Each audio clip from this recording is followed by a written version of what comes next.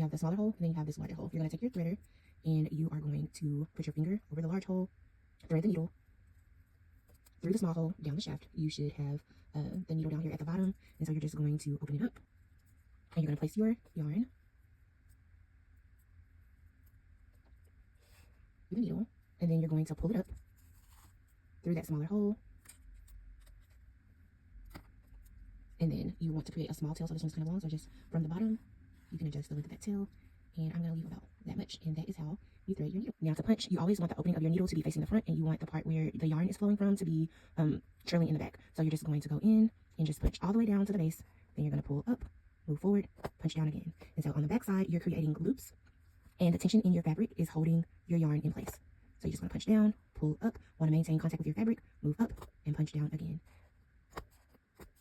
I have made it to the end of this color because this will only be used for an outline. So I'm going to pull my needle up, and I'm going to hold down the yarn, have a little tail, and then I'm going to take my snippers, and I'm just going to come and I'm going to cut these tails out.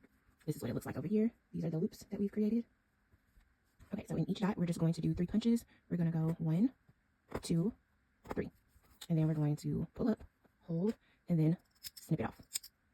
So to prevent overcrowding, we're just going to punch a little bit away from that pink, just leaving a very, very small gap. And we'll take a look on the other side, but the loops have so much volume that it's going to cover it. You won't be able to see any gaps on the loop side. So from here, we're just going to completely fill in this circle.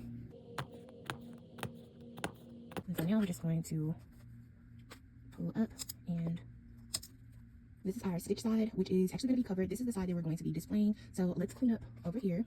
I'm just going to come in, and any little pieces that are frayed or the loops have been stretched, we can just cut those down. Okay, so we went through and cleaned up all of the flyaways and loops that got pulled up a little bit too high.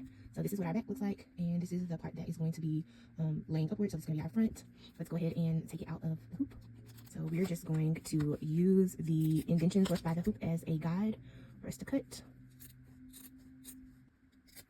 slits, just so that it's easier to fold them. And you're just going to push it down. I have a piece of adhesive cork.